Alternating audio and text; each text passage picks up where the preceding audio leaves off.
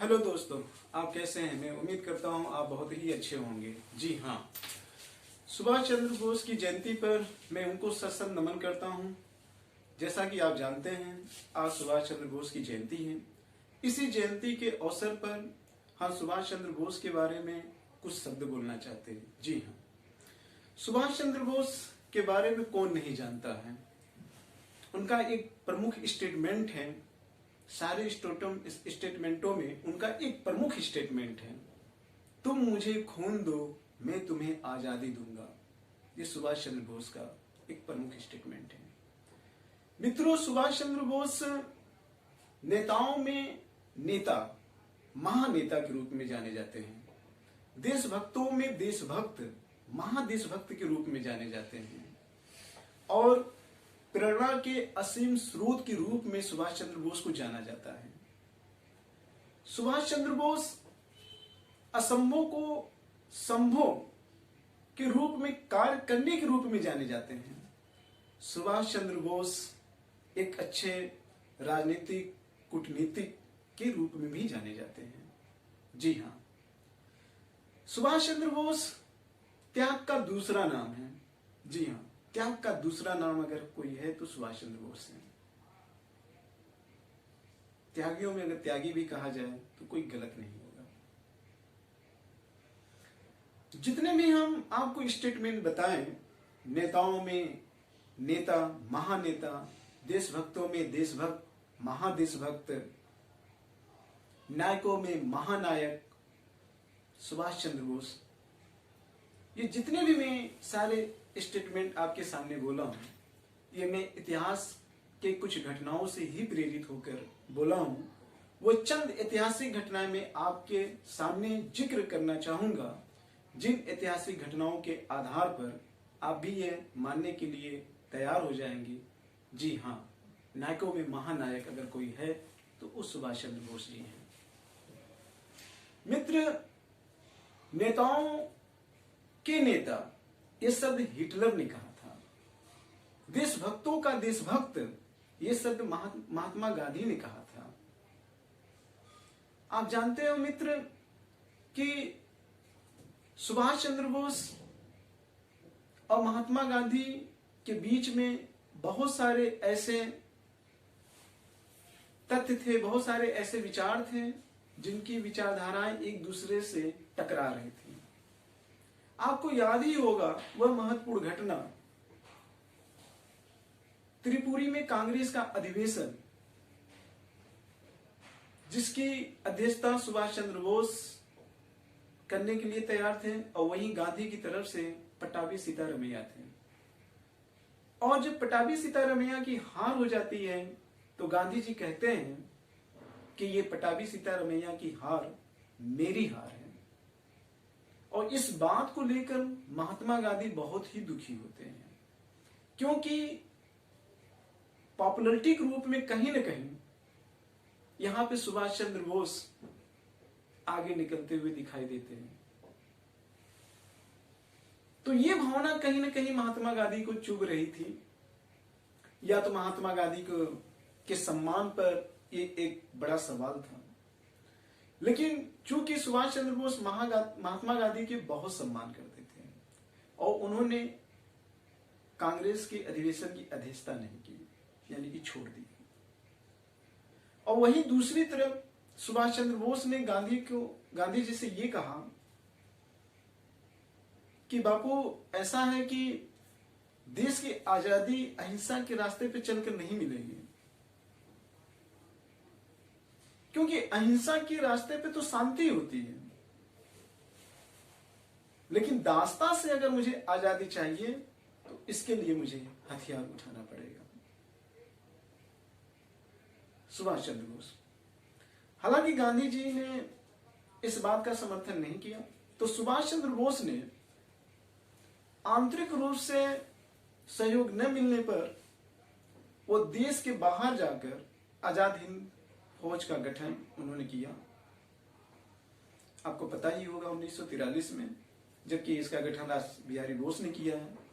हालांकि मैं ऐतिहासिक बिंदु पर नहीं, इनके व्यक्तित्व के बारे में चर्चा करना चाहता हूं। और ये अफगानिस्तान से होते हुए बचते और बचाते हुए ये जर्मनी की हिटलर के पास पहुंचे थे। और उस समय आपको पता होगा द्वितीय विश्व युद्ध हो रहा था और ब्रिटेन जो था वो जर्मनी का प्रतिद्वंदी था। और वहां पर हिटलर से जब सुभाष चंद्र बोस ने मुलाकात की तो हिटलर की जो भारतीयों के प्रति जो हे की भावना थी उसको सुभाष चंद्र बोस ने निडरता के साथ निर्भीक होकर हिटलर को जवाब दिया था। और इसी निर्भीकता का हिटलर ने सुभाष चंद्र बोस को सलाम किया था और नेताओं में महानेता की उपाधि भी दिया था। आप समझ सकते हैं वो हिटलर जिसके सामने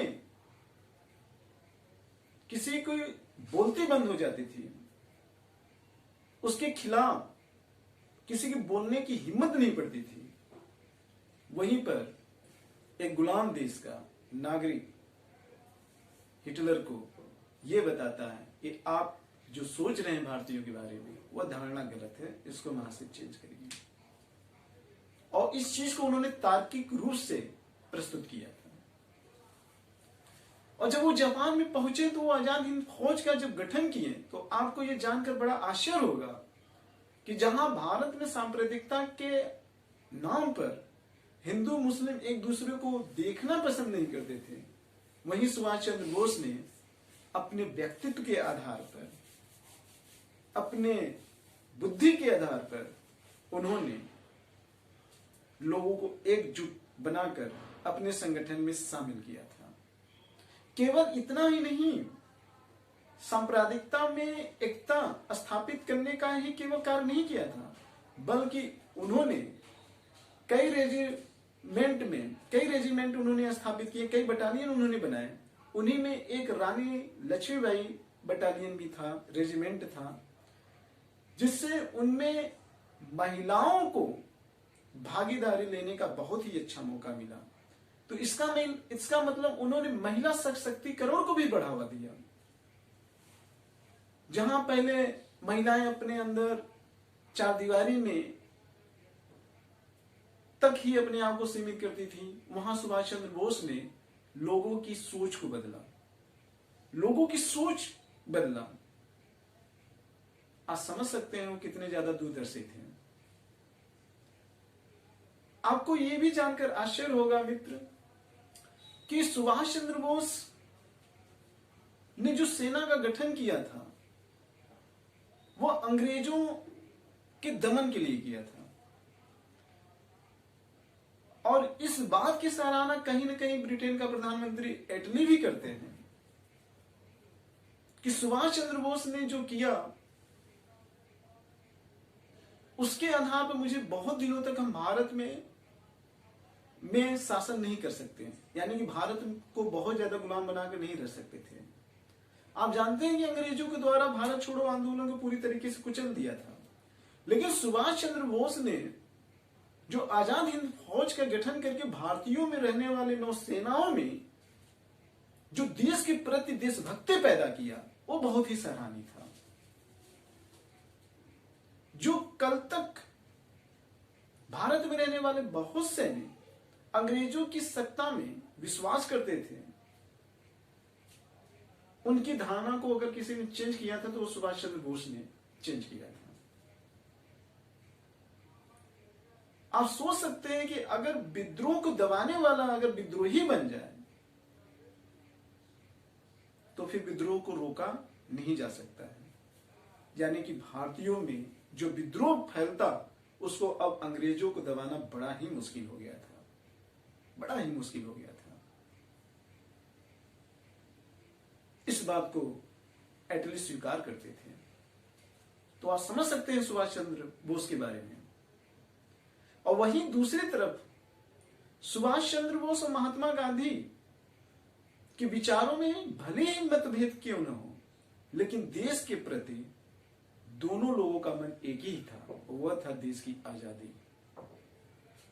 क्योंकि जहां गांधी जी सुभाष चंद्र बोस को देशभक्तों का देशभक्त कहते थे, वहीं सुभाष चंद्र बोस भी महात्मा गांधी को राष्ट्रपिता के नाम से संबोधित किया था। आप जानते हैं कि सुभाष चंद्र बोस 1920 में इंग्लैंड के आईसीएस परीक्षा को पास किया था। केवल पास ही नहीं किया था, बल्कि उसमें उन्होंने चौथी रैंक को हासिल करके ब्रिटेन में एक मातम का माहौल पैदा कर दिया था।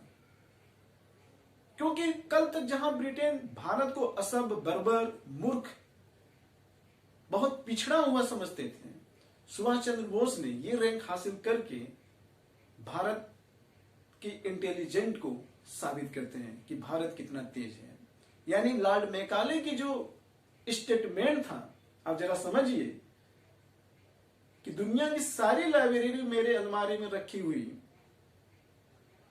पुस्तकों के बराबर है, उस धारणा को सुभाष चंद्र बोस ने पूरी तरीके से परिवर्तित कर दिया। केवल इतना ही नहीं, सुभाष चंद्र बोस बहुत बड़े त्यागी भी थे।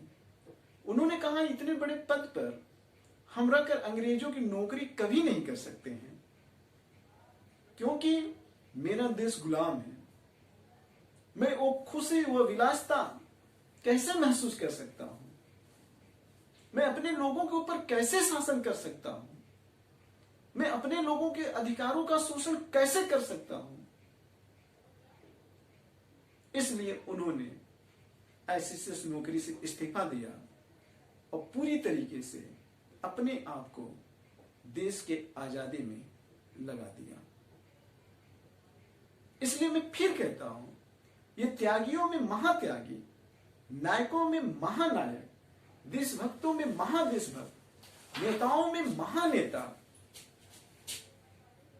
और एक दूरदर्शी व्यक्ति कोई है तो वो सुभाष चंद्र बोस है। इनसे बहुत प्रेरणा लेनी चाहिए। ये असीम प्रेरणा के स्रोत हैं। तो मैं अपनी बातें यही समाप्त करता हूं मित्र। कहने के लिए तो इनके बारे में बहुत शब्द हैं, जितना ही कहा जाए उतना ही कम है। इसी के साथ मुझे इजाजत दीजिए। जय भारत, जय हिंद।